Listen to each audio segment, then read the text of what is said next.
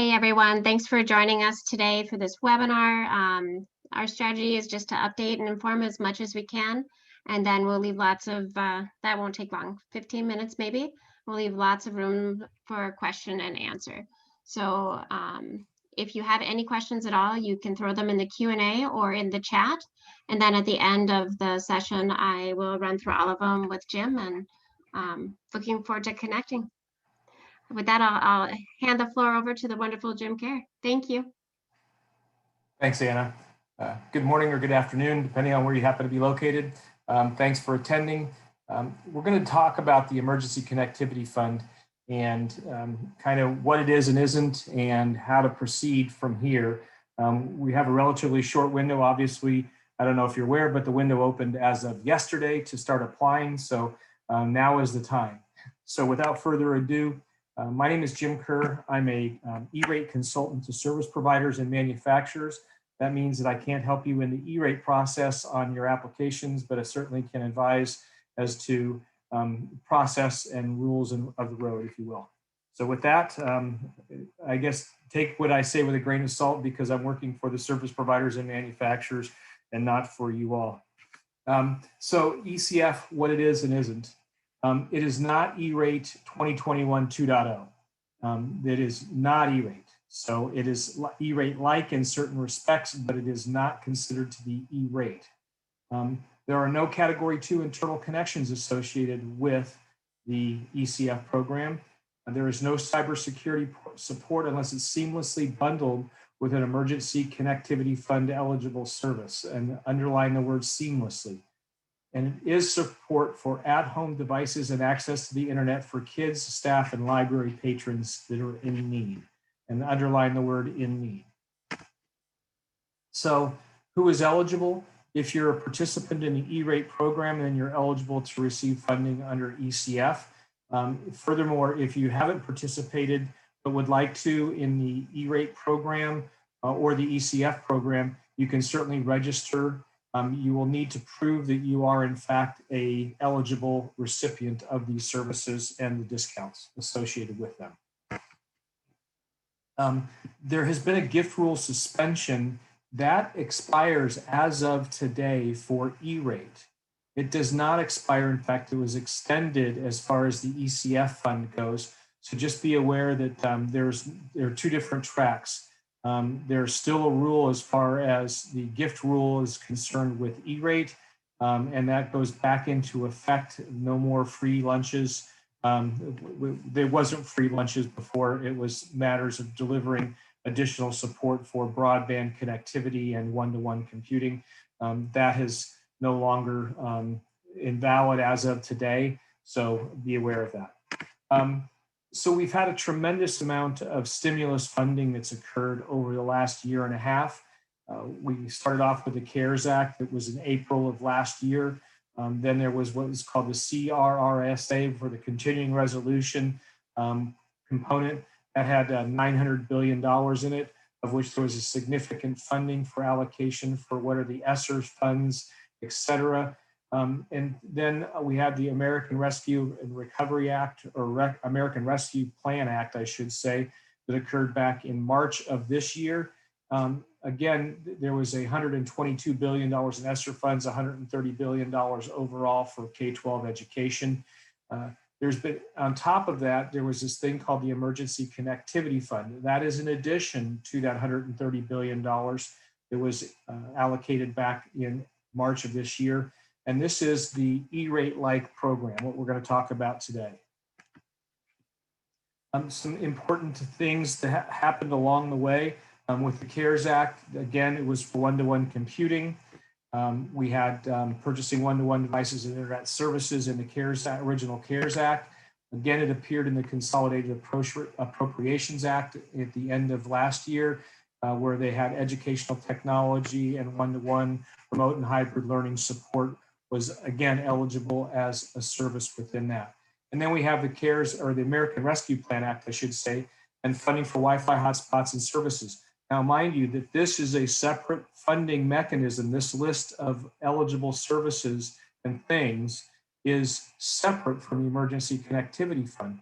So I'm going to make some recommendations later on, and that'll become apparent why I'm differentiating these two. So this is the ESSER funding and the overall stimulus funding underneath the American Rescue Plan Act.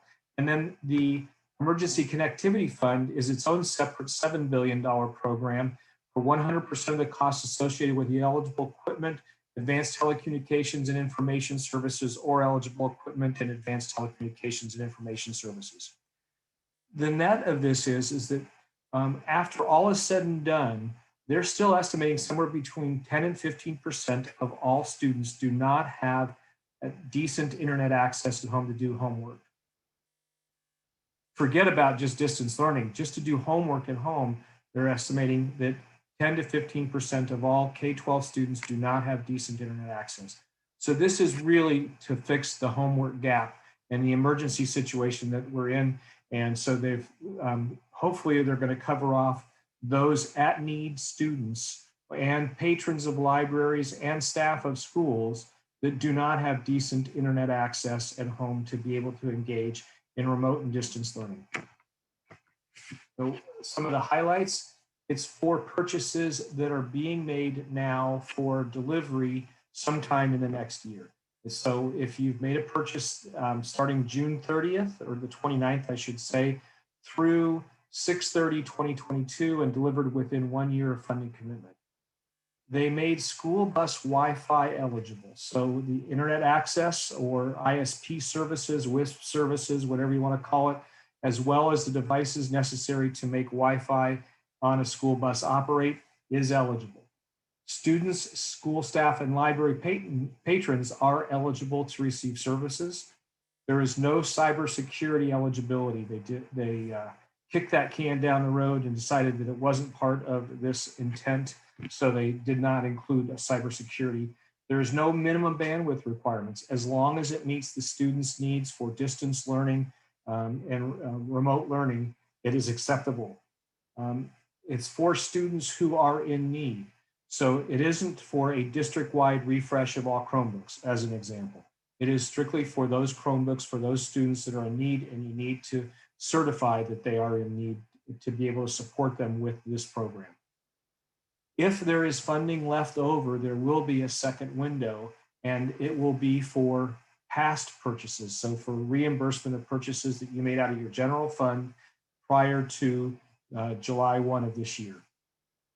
If you're using federal funding, for instance, let's say that you bought a bunch of Wi-Fi hotspots to be delivered in 3 weeks, and you're using ESSER funds to buy those. You cannot go back and say, oh, I want to get funding out of this program for those same things. That's no double dipping.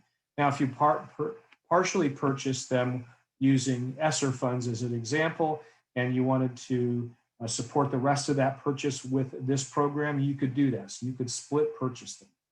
471 application process and bear and spy invoicing means simply that the 471 application that you know and love currently within the E-rate program, if you've used it before, is the same application. It looks and feels like the 471 in E-rate. It is a separate application.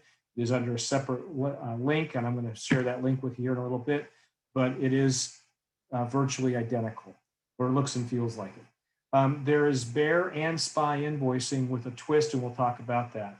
And there is no competitive bidding requirements other than state and local procurement laws. So, process. The applicant and the service provider must register in the System for Award Management called sam.gov for payments, as well as the USAC ECF portal.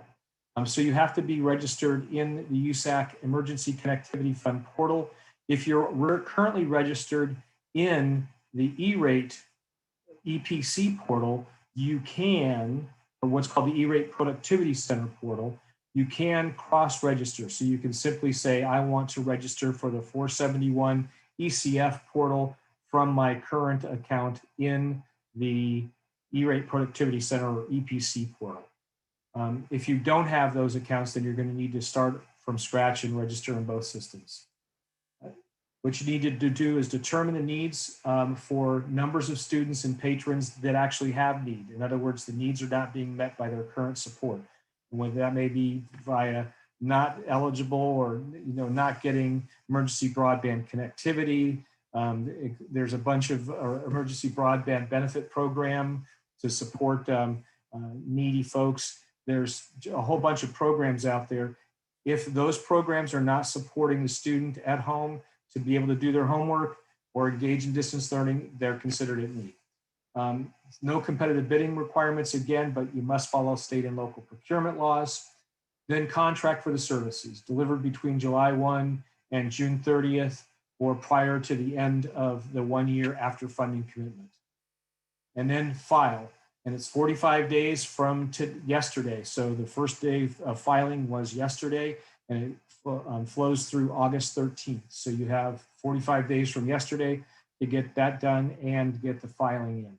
My biggest recommendation is on this one, file early and file often. Don't wait till the last day to file. Your application will be at the back of the line. A, B, it behooves you to not be at the last minute, because I think that there's going to be some issues. We all know how these systems operate at the tail end of these application cycles, and you don't want to miss the window if you're actually going to go for an application. So again, file the 471-like form in the ECF portal during the 45-day window. It will require a detailed list of services. So unlike the E-rate program, where you can just put in a line item that says ISP, $5,000 a month, ongoing contract based on 470 filed last year, you're going to need more detail than that. I'm to the what extent level of detail, not exactly sure, but you're going to need contracts. You're going to need all those kinds of things, as well as a bill of materials. You're going to need to translate that into the actual application itself. They're stating that the goal is for 50% of applications funded within 60 days of window close, and no applications will be processed until after the window is closed and total dollars of all applications has been determined. They're estimating that's going to take about 15 days. We'll talk about timing again on another slide. And then bear and spy invoicing. Invoicing window will open 15 days after the 471 window closes. They're allowing you the bear form to file ahead of your, once you get your funding commitment decision letter, you can file a bear form. Now, this means typically with a bear form that you would have paid the service provider 100% of the project and then look for reimbursement of your discount amount. In this case, you're allowed to file for bear before you've paid the service provider, and then you just have to pay the service provider within 30 days of receipt of the funding letter. Process for awards. If demand exceeds availability, so in other words, we have $7.17 billion. Let's say that the request is for $7.5 billion. Then they're going to go to the old E-rate category 2 or priority 2 internal connection stuff, and they're going to start funding with the neediest applicants first. There is a couple of new kickers to this thing. One is that rural applicants receive an additional 5% across the board. So even if a rural applicant is at normally at 40 and they get that 10% bump to 50%, they will now be at 55%. So rural applicants have an advantage in this game. What they wanted to do was ensure that if they go to this level, the typical large urban districts, no offense against them, but typically they would consume a tremendous amount of this fund if at 90% they're the first ones in line. So they put rural districts at high discount levels at the front of the line. So they would have a 95% discount and they would be the first ones to be funded if they exceed the $7.17 billion. Then they'll work their way down until they get down to the lowest band they can afford. And then the participants or applicants with the highest discount percentage, and at that point, the highest free and reduced lunch percentage would be funded first. If there is funding available after the first round, then they'll open a second window, and that will be for retroactive reimbursements, applications for stuff that you purchased in the past that was not funded utilizing ESSER funds or CARES stimulus funding or whatever that might have been. What is and isn't eligible? So school buses, again, are eligible. The Wi-Fi on school buses is eligible. Cybersecurity is not eligible. Cell phones are not eligible. Wireless data plans are eligible. Fixed broadband connections are eligible. You can't have both, but you can have one or the other for an individual student or patron. Wi-Fi hotspot, modems, routers, air cards, and combinations of a router and a modem, are eligible. There is only one Wi-Fi hotspot and therefore one Wi-Fi data plan per user. All others, there's one device per location, not per student. So when we say device per location, if you're talking about a device that combines a modem and a router, for instance, a cable modem type device with a Wi-Fi device included in it, that is eligible on a per household type basis. Laptops and notebooks are eligible. Notice we said earlier that cell phones are not considered to be workable for homework and therefore are not considered under this program. Self-provisioned networks are marginally eligible. So if you have, if you're trying to implement a CBRS or PLTE type network, there are some stringent rules of the road about how you can go about doing that. It is doable, but there are some rules and we'll talk about them in another slide. Off-campus locations, not limited to things like community centers, churches, etc., where education is formally taking place, are eligible. In other words, if there is a Boys and Girls Club where they're doing a homework help desk type of environment after school and kids are coming in there and trying to do their homework there, that is eligible for support under this program. Here's kind of a schedule of what is being funded and for how much. So again, connected devices, laptop computers and tablet computers, no desktop computers or cell phones, and no spares are supported up to $400. That does not mean you can't spend more than $400. It just means that the program will not support that device for more than $400. Wi-Fi hotspots, likewise, are up to $250. Again, no spares, and again, for students in need. Modems, routers, including cellular air cards, and devices that combine a modem and a router do not have a cap. There is a reasonableness discussion by the FCC and USAC, and they're going to take a hard look at these. So if you exceed that dollar amount, that $250 amount by orders of magnitude of multiples, I think you're going to have kind of a problem. I would try and keep these costs down to what is going to pass the sniff test or the reasonableness test. The same with school buses. There is no cap highlighted within the program. They don't know how much this costs on a unit by unit basis, and they're going to look very closely at it. So if there's a bunch of these applications and each one of the applications is $1,000 and suddenly your application has $3,000 on it, you're going to get heavily scrutinized, and you hopefully are able to help them understand why it is that there's such a gap or disparity in pricing. Connectivity, data plans, etc., fixed and mobile broadband connections are, again, eligible. There is no cap. They stated between $10 and $25 in the report and order as a expected amount. But again, there is no cap. And in some areas, they understand it's going to be more than that. So just try and be as cost effective as possible, I guess, is the mantra. Let's talk about self-provision networks. Under very limited circumstances.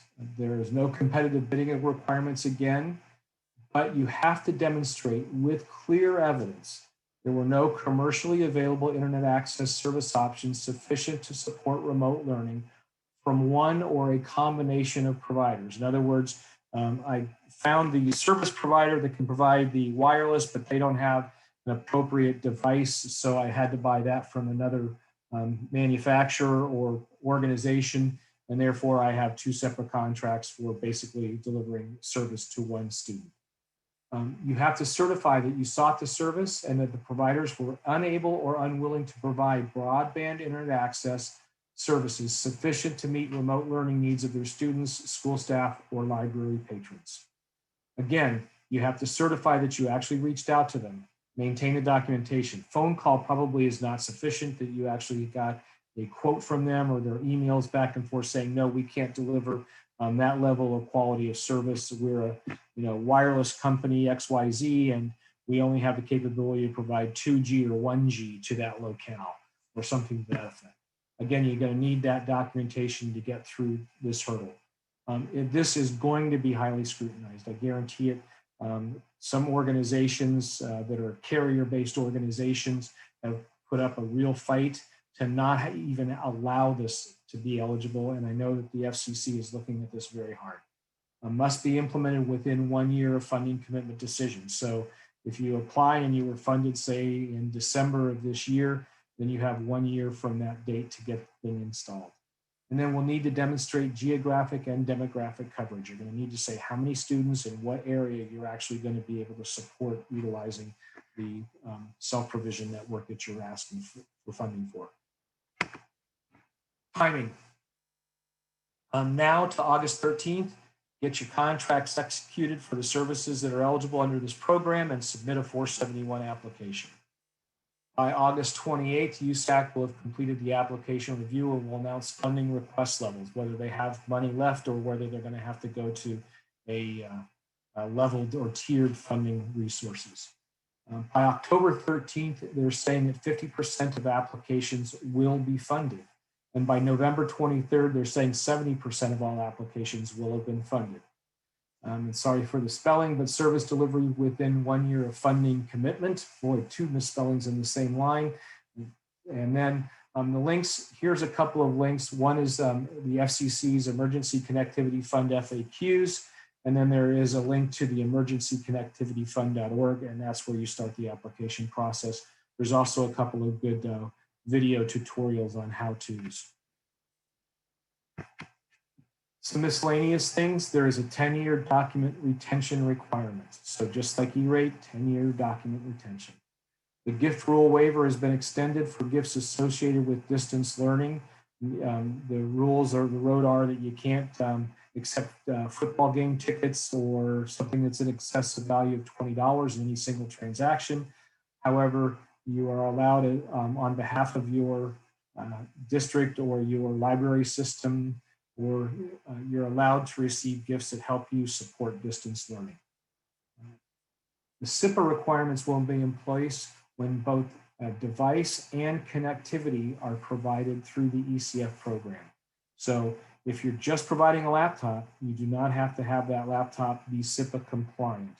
If you're just providing the connectivity and not the device, then you do not have to comply with SIPA. But if you're providing both, then SIPA is a requirement. User assigned credentials are required for access to these products that you're getting services for.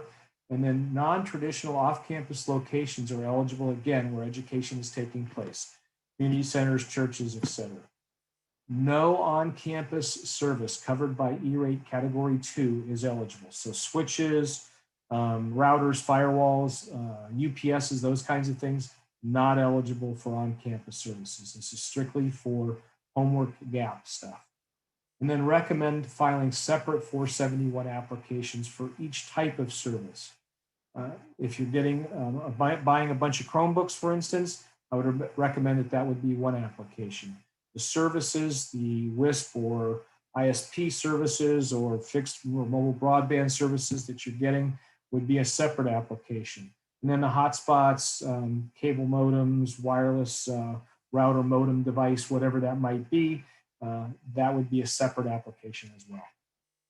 That way, even if you have one problematic application, the other ones are going to go through, and then you just have to kind of wait and play the game with that final application. So we talked a little bit about the ECF, American Rescue Plan Act funding. My suggestion to my clients is to try and do multiple resources. For instance, if you're planning on trying to implement a CBRS or a PLTE network as a service, and you definitely can determine the need, I would suggest you attempt the funding through another resource, and then the devices, endpoint devices, would be eligible under the ECF program. So multiple funding resources. Or let's say that the Chromebook is $525 per unit. Then I would suggest that you apply for or utilize $125 from the ESSER funds or some other funding resource and utilize the ECF for the $400. In other words, you're allowed to offset costs from each program. And again, there's a tremendous amount of money out there, particularly under the coronavirus local fiscal recovery plan. I've already had a conversation with a couple of school districts and municipalities that are combining their efforts and looking at doing a joint network. And that's certainly doable under this thing. And that way the kids get the network access and they have the devices being paid for through ECF. A tremendous number of resources there. We're going to give you some links to look for those. So there's also several moves afoot. One of the things that everybody was really looking forward to as a potential in this process was for cybersecurity to become eligible under E-rate. If you click on that link, that'll take you to the FCC's site, and there is a series of comments, and all you have to do is do a reply comment from that link, and it will take you to fill in the boxes. It takes about 3 minutes, and something to the effect of, our district really needs support for cybersecurity. Please allow it to be eligible under E-rate. Simple as that. It literally takes 2 to 3 minutes, and it will go a long ways, particularly from the applicant community, to helping us get cybersecurity eligible under E-rate. There's an organization called Education Superhighway, and they have a federal funding guide. There's a link to it. It certainly is something that I would suggest is a help to find these resources. And then we know that there is a combination, part of the infrastructure bill that was originally the Accessible Affordable Internet for All Act. It was being sponsored by James Clyburn and Senator Amy Klobuchar, and supported by the president. There have been back and forth between the Republicans and the Democrats on the amount of money, but anywhere from $60 billion to $100 billion for that specific component of the infrastructure. Last I saw, the Republicans had put in $65 billion. So it's somewhere in the $65 to $100 billion is what we can expect. Hopefully this thing gets done eventually, and I think that would be good news. Within that, they're going to networks to be open and accessible, fund gigabit broadband for all anchor institutions, schools, libraries, et cetera, and allow E-rate to cover Wi-Fi on school buses would all be parts of or components of that. And with that, I'm ready to take some questions. Thank you for your time and patience. Appreciate you, Jim. So I've got some really good questions here in the chat that I'm going to share. The first one is, if we light up a school bus, would the antennas be reimbursable? Yes. Perfect. The next question is... I might make a suggestion. If you can combine the cost of the device and the antenna, in other words, not make them separate line items, school bus Wi-Fi from manufacturer XYZ to include antenna and device with support or license all in one bundle, I would suggest bundling it as much as possible with as much explanation as possible. That actually will go very well with the next question, which is, our multi-year subscriptions reimbursable? 3 and 5 year is the question. We don't know. The program is for 1 year. It's a 1-year program. It's an emergency program. They do allow for 3 years of support to be included for the price of the device. Just like E-rate, it reads just like E-rate for support. So manufacturers warranty support for up to 3 years included as not, so it's not a separately identifiable price. In other words, not a separate line item. It's embedded in the price of the device or the service, is eligible. Whether that means a 3-year license is eligible or not is anybody's guess at this point. I would suggest that given the scrutiny of the program and the cost structure, that you're probably going to want to keep it to a 1-year subscription, honestly. But again, it's a file. Beauty is in the eye of the beholder. File early and file often is my recommendation. You might submit 2 applications. Would you shy away from doing it if it's bundled into one part number? No, I wouldn't. For up to 3 years, I would not shy away from it. 5 years, I'd probably walk away from it. And I think it's going to price you out. It's going to start to price you out as far as the reasonableness test, depending on what you're talking about. Okay, thank you so much. Are installation services reimbursable? I'm assuming that's for school buses. Yes, but again, I would be very careful. How's that? So don't go crazy. Exactly. All right. And then you had mentioned offsite learning. Can the YMCA or the Boys and Girls Club apply for this funding, or must a school apply on their behalf? Probably, well, so those organizations are not going to be able to go through the process. I would say that school would need to apply for them on their behalf. Perfect. Okay. And then, so should we say warranted for 3 years versus a 3-year subscription? Yes. Perfect. That was a fast answer. Yes. All right. And then how likely is funding to be granted if we meet all the requirements of the program? Is it anticipated that any fully eligible requests that follow all the guidelines and rules will be turned down at this point? It's just like E-rate. As long as you follow the rules of the road, you shouldn't have any problems. Again, that doesn't guarantee that you won't have problems, but it's that you shouldn't. This is all new to all of us, so we don't know what the review process is going to look like. I'm not sure the reviewers even know what the review process is going to look like. So again, we don't know, but I would suggest the opportunity, well, let me put it this way. The goal is to get the kids supported and get the homework gap filled. If that's everybody's mantra, then they should be trying to give you the money, not trying to withhold it from you. Thank you, Jim. And many of you guys probably already know this. I'm putting you on the spot for a second here, but there's an organization called SECA, and I'm going to put a link to the SECA directory in the chat. Jim, I know you know what SECA is, but for those of you that don't know, would you tell them what SECA is? SECA stands for State E-Rate Coordinators Alliance. Every state and territory has a designated E-rate support person that's called the State E-Rate Coordinator. It varies from state to state to who that is, but sometimes it is a organization that is not affiliated with the state, but is an outside resource. In some cases, it's an individual that's contracted with the state to become that person. And in some cases, it's actually a state or regional service center employee. But in each case, each state has one, and they are a resource for E-rate applications. Their mission in life is to make sure that their state is getting its fair share of E-rate funding, and they're intimately involved with the ECF funding as well. I sit on a organization with the head of the E-rate State E-rate Coordinators Alliance, Deb Creedy.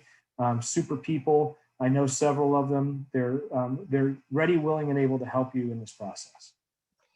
I actually, that's part of the reason I shared that. I've had a lot of phone calls with different state E-rate coordinators. They are very, very willing to help and answer questions. And so I'll just share that directory, at least the ones I've spoken with are, and I would encourage you, if you guys have any questions, to reach out to them. Great question, Tracy. If the school district uses an E-rate consultant, please encourage them to contact their E-rate consultant that will assist them in filing for this. Thank you, Tracy. And then Jane Swafford, can we use last year's questionnaire about need, or do we need to re-poll our students again? I've heard this question a few times as well. So there is no rule. If you're certifying as the applicant, you have determined that there is need and it is unmet. That's the certification. How you arrive at that through a polling process that you did in the past is up to you. There is no rule as to how you determine the unmet need. I would suggest that a poll would be perfectly acceptable. I would suggest that a questionnaire for incoming students type thing, typical summertime packet that gets filled out by the students. It's a little late in the game for that, but along with your free introduced lunch application is a questionnaire about your ability to have internet access. Would work as well. Yeah, I was hoping for a little more clarity on that from the FCC, but I've talked to a few different people and had different answers. So I think that hopefully the lack of clarity means that they're going to be broad with us, but it's hard to tell. From what I have read and from conversations that I've know that have been asked and had with the FCC and USAC, this is one of those beauty is in the eye of the beholder. If you feel that you have done an appropriate amount of work to determine the unmet need, that is what's going to be acceptable. I had another question here. Will you talk more about the process of identifying student need to be eligible for ECF? So I really wish I could, Lena. yeah. This is one of those questions. I will tell you that if you go on the ECF link that I showed you earlier, or just type in Emergency Connectivity Fund site, when you get to that USAC location, you will find that there is actually a link for an office hours that's starting in about 25 minutes or 20 minutes. That might be a good place to ask that question.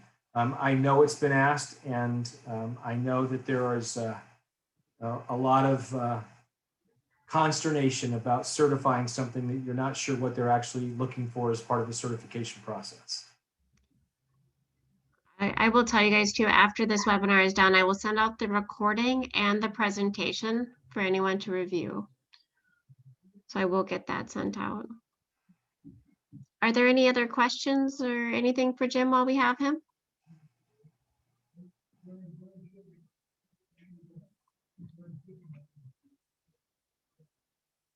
I see a note here. I was able to view the questions on the Form 471. One of the major things that will need to be answered is to provide a description to the steps taken to collect the data that was used to respond to the questions, the timing of the data collections or needs assessments that were conducted. Thank you for sharing that. Mm-hmm.